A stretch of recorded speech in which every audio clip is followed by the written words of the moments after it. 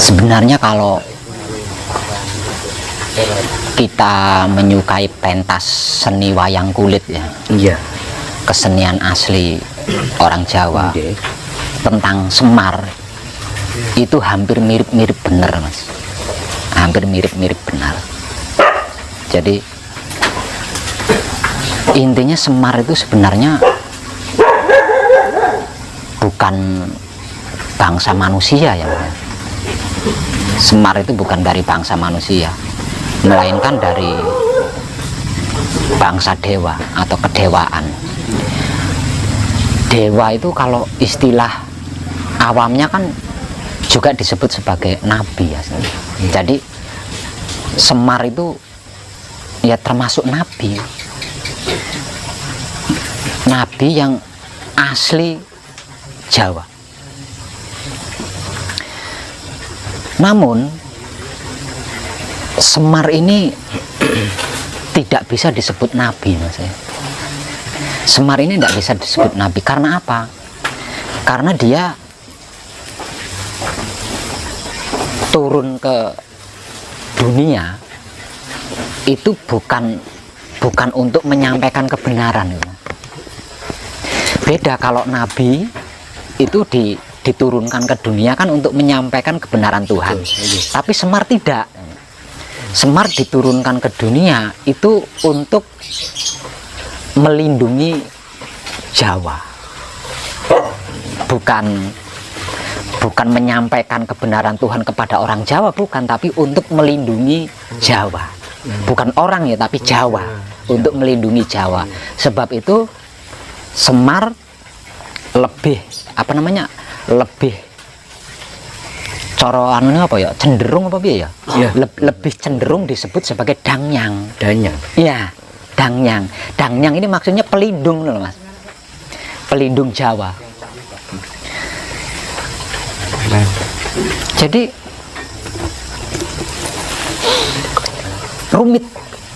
rumit sekali kita mengungkap Semar itu, Mas. Rumit karena apa? Karena disebut manusia dia manusia, disebut dewa dia dewa, disebut bangsa jin juga dia bisa disebut bangsa jin. Karena apa? Karena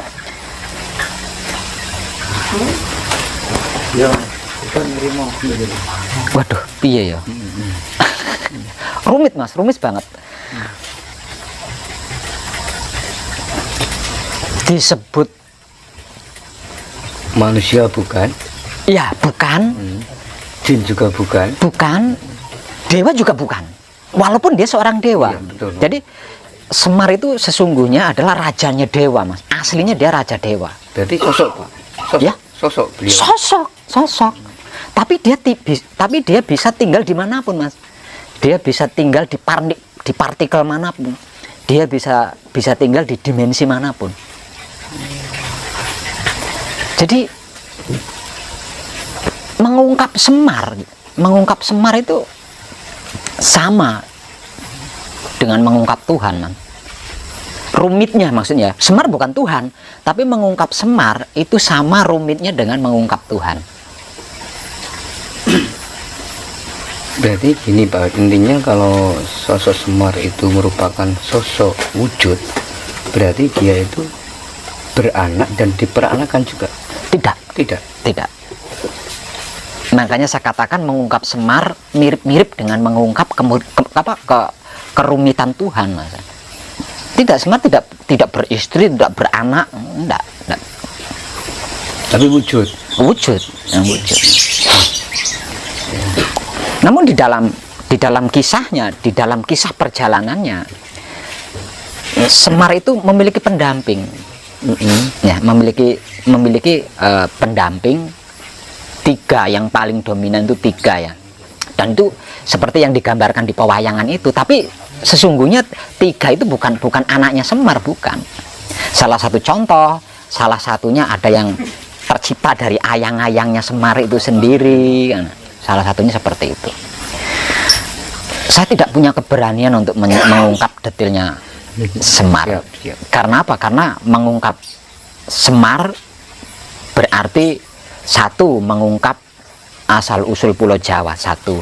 Yang kedua, mengungkap asal usul Jawa.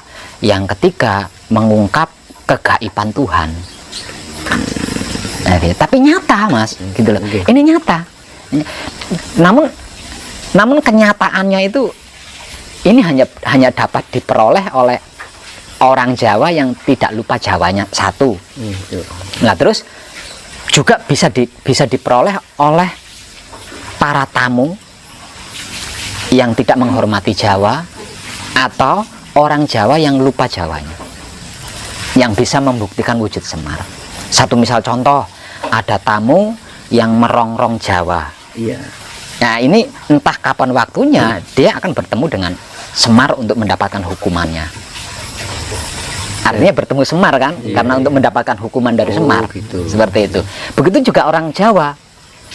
Orang Jawa yang lupa dengan Jawanya, suatu saat dia kan akan mengalami kecelakaan, entah dalam bentuk apapun itu. Nah, ketika dia mengalami kecelakaan karena yang menciptakan kecelakaan itu kan Semar, artinya dia bisa bertemu dengan Semar. Ahli tapa sekalipun belum tentu bisa bertemu dengan Semar. Gitu. Ahli tapa sekalipun belum tentu bertemu dengan Semar. Nah, Semar ini, Mas,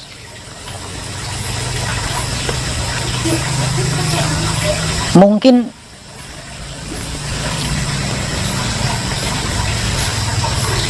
satu zaman dengan Nabi Sis, sejarah Nabi Sis satu zaman Semar itu.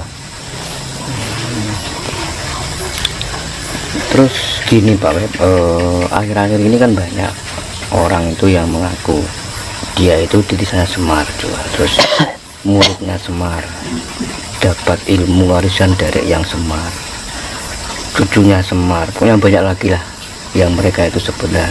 Menurut pandangan Pak Web itu bagaimana Pak? Apa hanya seperti halusinasi apa gimana Pak? Tolong diluruskan Pak Web.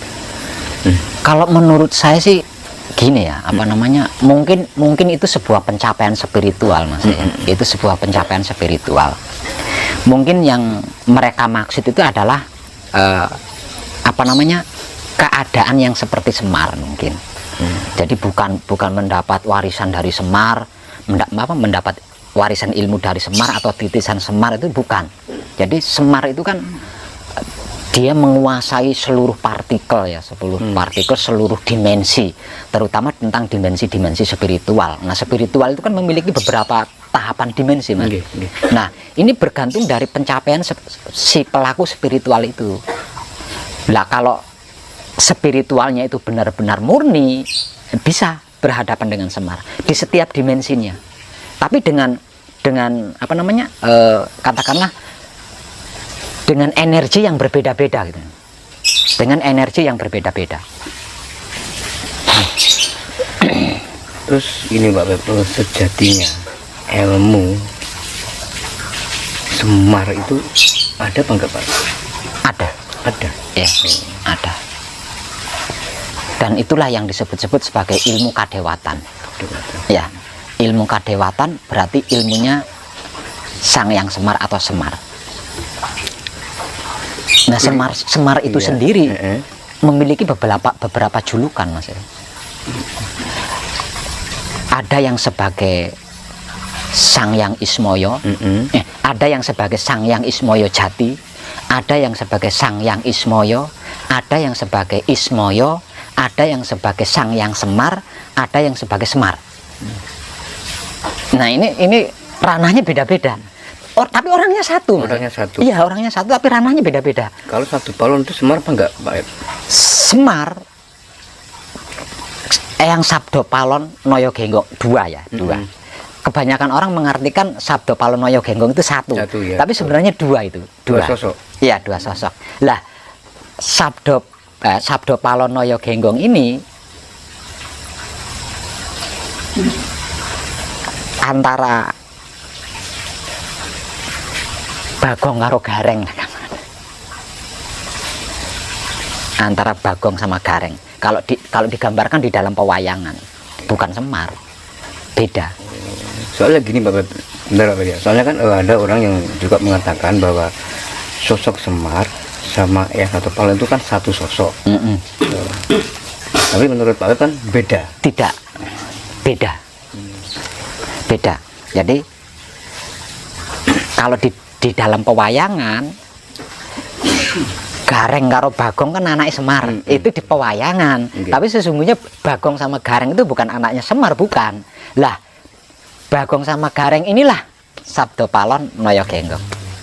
Jadi beda, sama Semar itu beda. Tapi bisa dikatakan Sabdo Palon Noyo Genggong itu adalah ilmunya Semar. Bisa dikatakan lebih tepatnya ilmunya Semar. Gitu. Karena apa? Karena setelah ini susah, ngatakannya susah ya. Katakanlah peradaban. Nah, setelah peradaban Semar ini selesai, Semar kan menjadi tidak kasat mata. Tadinya kasat mata, Mas. Ya, awalnya itu kasat mata. Nah, setelah peradabannya selesai, maka dia menjadi tidak kasat mata. Nah, setelah dia tidak menjadi kasat mata ini, maka dia menurunkan Sabdo Palon Noyo Genggong ini tadi. Menurunkan Sabdo Palon Noyo Genggong. Lah, Sabdo Palon Noyo Genggong ini pun apa namanya, masa kehidupannya itu sangat panjang, Mas. Terus ini Pak Web, tadi kan sosok Semar itu kan bahkan pertapa pun kan tidak bisa melihat. Kalau yang Noyo Genggong, Sabdo Palon Noyo Genggong itu apakah bisa dilihat, Pak? Juga tidak bisa. Juga tidak bisa. Ya. Meskipun orang yang mempunyai spiritual tinggi juga tidak bisa. Tidak bisa. Mungkin suara bisa. Suara bisa. Ya, suara bisa. Jadi Semar atau Sabdo Palon Noyo Genggong ini hanya dapat terlihat secara kasat mata jika ada sesuatu yang mengancam Jawa. Intinya seperti itu, Mas. Intinya seperti itu. Walaupun katakanlah saya seorang spiritual baik ya, tidak punya tujuan neko-neko. Saya ingin bertemu dengan Semar atau ingin bertemu dengan Sabdo Palon Noyo Genggong, tetap tidak bisa, Mas. Tidak bisa. Tidak bisa. Kecuali kalau saya punya maksud jahat, itu baru bisa. Meskipun dalam mimpi atau dalam semedi nggak bisa, Pak? Tetap tidak bisa. Tetap tidak bisa. Kecuali kalau seseorang itu apa namanya menjalankan ilmu kadewatan, gitu. Kalau seseorang itu menjalankan atau melakukan ilmu kadewatan, berarti kan satu ranah dengan Semar.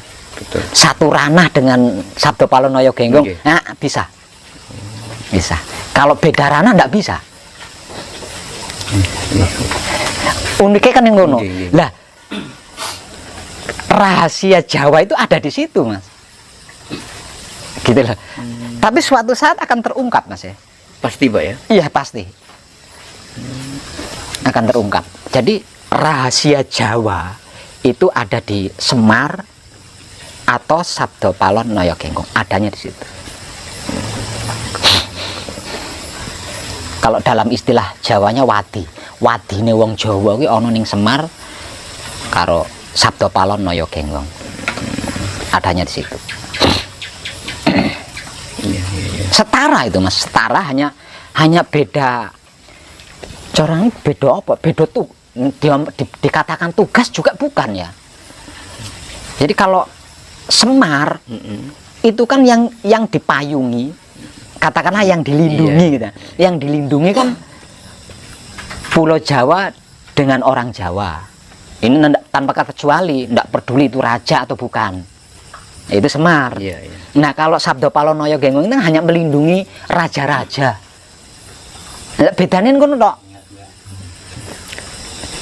Tapi sama-sama bukan wujud, Pak ya, antara Semar sama Sabdo Palon. Wujud semua, wujud semua. Lah, apa namanya, akhir perwujudan Sabdo Palon Noyo Genggong kan Brawijaya V itu bersama runtuhnya Mojopahit itu, Mas. Nah, sejak itu apa namanya, Sabdo Palon Noyo Genggong kan mukso, jadi ndak kasat mata kan. Artinya sebelum Majapahit runtuh, Sabdo Palon Noyo Genggong kan nyoto wujud. Karena apa? Karena dia momong raja-raja itu tadi, raja-raja